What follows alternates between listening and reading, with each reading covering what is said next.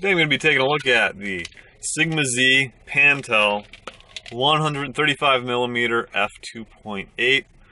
This is a Nikon f-mount lens. It can be had on eBay for about 60 bucks if you can find it. It's also available in other mounts, Canon FD, Pentax K, and those were $20 to $30 if you wanted to use a converter to stick it on a mirrorless body. The most notable thing about the lens is that it goes to f64. There's a small little pan 64 where it got the Pantel name from, which means you can be just like Ansel Adams, shoot at f64, and be a part of the club. In terms of build quality, it's pretty nice. All metal except for the focus and aperture rings, which have some rubber on them to help give them some grip. Got a metal lens cap, a plastic rear cap,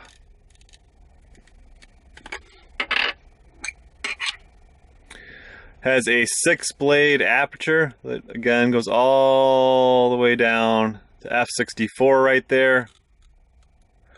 4 elements in 4 different groups. The focus ring has approximately 270 degrees of travel, pretty far. Integrated lens hood, 55mm thread size for filters, and it weighs about 1 pound, 2 ounces. And now for the really important part, test shots. So I wanted to get some shots from a scenic overlook, but I didn't realize that the scenic overlook has business hours or whatever, so I wasn't able to do that. Instead, I took a shot of the scenic overlook, use my imagination of what it would look like if I was up at the top of the ridge. But this was nice because there's the fence in the foreground, and the ridge was, I don't know how far away, but it was off in the distance. And the first thing I noticed is that, so this is shot at f64, not f32. The camera didn't record that correctly. But dust from either my sensor or somewhere in the lens is visible all over the place. Not very nice. And then, while the fence in the foreground is in focus, it's not particularly sharp, nor is the top of the ridge, which was where I was focusing, due to diffraction. Just don't see a whole lot of point in shooting at f64. At f22, the dust is still visible, and I guess the fence is still in focus, maybe slightly out of focus. It's hard to tell because it's not very sharp, and just nothing is very sharp due to diffraction. At f16, can still make out little specks of dust in the sky, and the grass still really not very sharp, but it seems like the fence is starting to pull out of focus. At f11, the fence out of focus, tree out of focus, but the grass is definitely starting to sharpen up, and I don't really see any of the dust specks anymore. At f8, definitely an improvement in sharpness. Nothing in the sky. Go down, the fence is definitely out of focus. The grass seems a little bit more in focus further away.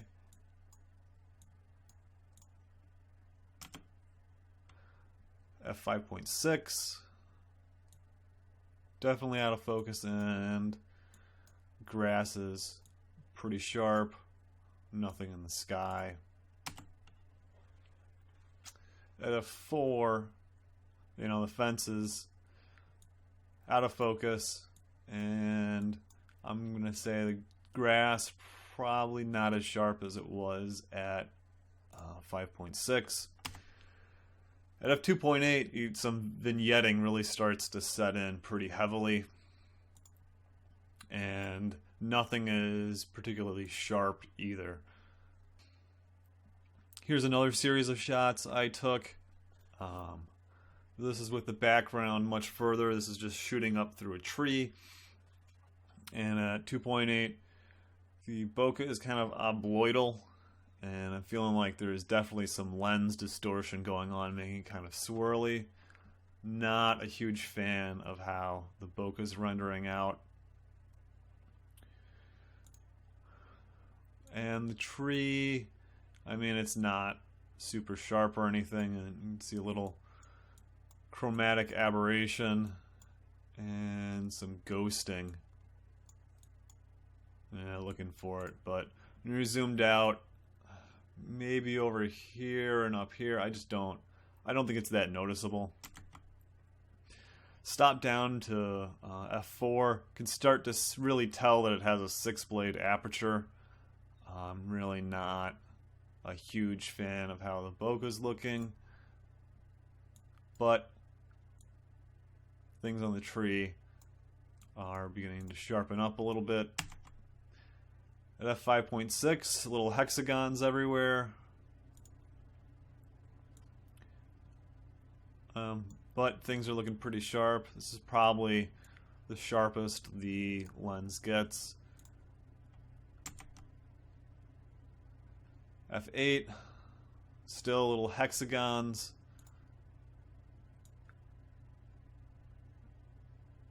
But looking pretty good. Pretty sharp, pretty happy with the color saturation. f11,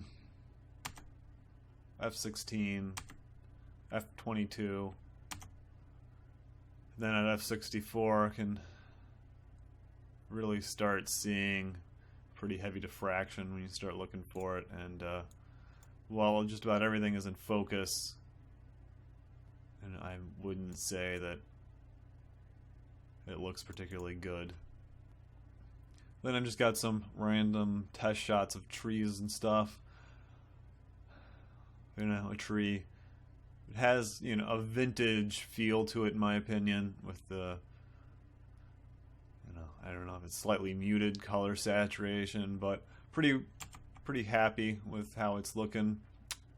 I feel like you can really see distortion along the edges of the image. And this, I think, is one of the examples. I think I like this one a little bit better, of the bokeh when the background is sufficiently far away. It's blurred really nicely. It has a, I believe, impressionist look to it. So I'm pretty happy with this, and the distortion along the edges and the vignetting, I don't really feel take away from the image like some of the other tests I was doing. So, you know, you can definitely use the characteristics of the lens to your advantage if that's what you're going for. And then another tree. I like the color output from the lens. It definitely has a vintage feel to it.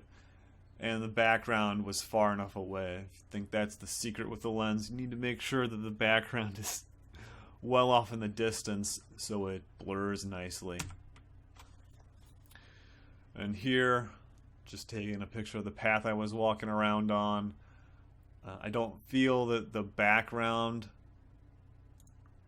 looks all that great. I would like it more if it was further away. And then with things in the foreground, you know, even wide open, focusing over here, it's not sufficiently blurred in my opinion, and I don't like how it comes out of the lens, so I don't know, gotta be careful with how it is used. There'll be a Flickr link below to the high-res versions of the test images that I took. In terms of using the lens, it was fine. It didn't have any balance issue with the weight, no problems with focusing, even though it's about 40 years old. Using the lens was fine. My problem was that f64 is useless. Diffraction has already set in at, f16. So by the time you get there, that's, I believe, four stops, and nothing's going to be sharp, not really usable in my opinion. Wide open at 2.8 or at f4, there's still vignetting going on, and you add that with the lens distortion and you're very limited on what you can do with it. When the background is kind of too close, the distortion sets in really bad and everything gets kind of swirly mess. If you wanted to set things, you know, further away from the background, I feel like you get better bokeh, and the vignetting and the distortion adds to the images instead of taking it away. So I can see this being used as an outdoor portrait lens. You get a nice vintage look to it with the vignetting, the kind of the distortion, and somewhat muted color saturation. So it'd be really good for that. I don't do that, however. I mean, I have a hard time finding people, much less people that are going to be willing models when I'm out really far in nature. So I'm probably going to sell the lens and use that money to buy other lenses to test. I think it's kind of fun, and I'm going to do more of that. I have a bunch piled up. So if you'd like to see more lens reviews, click subscribe down below, and thanks for watching.